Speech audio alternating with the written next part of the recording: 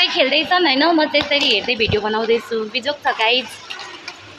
hello guys here am hello everyone आज हामी आएका छौँ skate zone so welcome to my new vlog यो चाहिँ विराट चोकको फेमस स्केटिङ जोन हो यहाँ खाजा घरको पनि राम्रो व्यवस्था छ तपाईहरु चाहिँ आफ्नो साथीसँग अथवा दाजुभाइ दिदीबहिनीसँग आएर यहाँ स्केटिङ गरेर एडभेन्चरसको चाहिँ इन्जोय लिन सक्नुहुन्छ 3 वर्षदेखि माथि सबैले जो कोहीले पनि स्केटिङ गर्न सक्नुहुन्छ यो रहेको छ हाम्रो स्केट गर्ने एरिया अनि यहाँ आउनु भएको छ स्केटिङ गर्ने मान्छे केही सर्टेन रुल्सहरु बनाएको छ जसलाई हामीले चाहिँ प्रोपरली फलो गर्नुपर्ने हुन्छ त्यसैगरी हामीले चाहिँ लिसक्यौं हाम्रो ticket per person 150 for 1 hour so यो रहेको छ स्केटिङ सुज तपाईहरु आफ्नो कलर अनुसार छानेर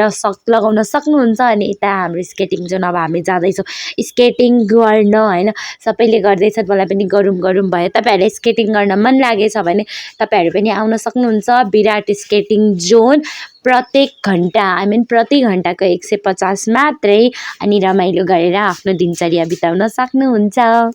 आज सटरडे भएकोले म र कान्छो पनि स्केटिङ आउने प्लानिङ गर्यौं हैन अनि त्यही अनुसार म चाहिँ भ्लग पनि बनाउँछु भनेर सल्लाह गर्दै यहाँ आको है अनि अरूलाई स्केटिङ गरेको देख्दा आफ्नो मन चाहिँ कटक्क हुने गर्दछ हेर्नु न अरूले यति मजाले स्केटिङ गर्दैछ म भन्दा सानो सानो भाइ बहिनीहरु म भने चाहिँ भ्लग बनाउँदै बसिरहेको छु यस्तो छ जिन्दगीको झन् थोडा लाज लागिरहेको छैन गाइज आफूलाई के भन्नु र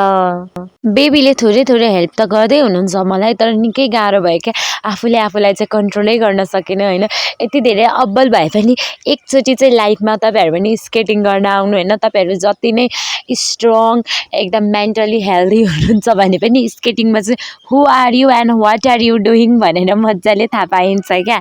अनि म चाहिँ हजुरहरुलाई एकदम रिकमेन्ड गर्छु लाइफमा वान टाइम स्केटिङ आउनु स्केटिङको रमाइलो लिनु अब भने हाम्रो चाहिँ समय सक्यो सो कस्तो रह्यो हाम्रो स्केटिङ कमेन्ट गरिदिनु होला हैन फेरि पनि म स्केटिङ जोन आएर हजुरहरुलाई पर्फेक्ट भएपछि देखाउने छु अत्याधिक मात्रामा यदि तपाईहरुको एनर्जी लस भएको छ भने तपाईहरुले खान सक्नुहुन्छ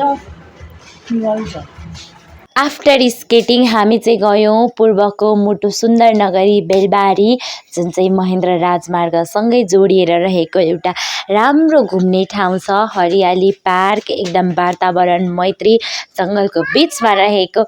सुन्दर देवीथान यहाँ चाहिँ सस्तो सर्वसुलभ दाममा तपाई आफ्नो परिवार इष्टमित्र साथीभाइसँग आएर रमाइलो गर्न सक्नुहुन्छ अनि बोल्दा बोल्दै म र ज्योतिष पनि यहाँ आइपुग्यौं अब म देखाउने छु देवीथानको दृश्य हेर्नु वाउ त्यसपछि हामी भित्र गयौं अस्ति नै चाहिँ टिकटकमा यो एकदमै भाइरल रहेको प्लेस थियो अहिले यहाँको बौगनबेलिया ओइलियो अनि हामीले लियौं प्रति व्यक्ति 20 रुपैयाँ गोटाको टिकट हामी जति घण्टा पनि यहाँ बसेर रमाइलो गर्न सक्छौं मात्रै 20 रुपैयाँमा यो हो बौगनबेलियाको दृश्य अनि टिकट लिइसकेपछि हामी घुम्न थाल्यौं जंगलको बीचमा रहेको कटेज सानो सानो स्मल कटेज जुन चाहिँ थुम्की जस्तो बनाएर राखिएको छ आज शनिबार भएकाले विभिन्न ठाउँबाट परिवारहरु चाहिँ ड्राई पिकनिकको लागि यहाँ आउनु भएको रहेछ हेर्न सक्नुहुन्छ तपाई दृश्य भिडियो चाहिँ क्लियर आयो कि आएन तर पनि मैले भिडियो चाहिँ लिएकी छु अनि यो चाहिँ ग्रीन कटेज यहाँ चाहिँ कपाल बसेर डे स्पेन्ड गर्छन् हरे अनि यता आउनु भएको छ आफ्नो साथीसँग पनि ड्राई पिकनिक नै होला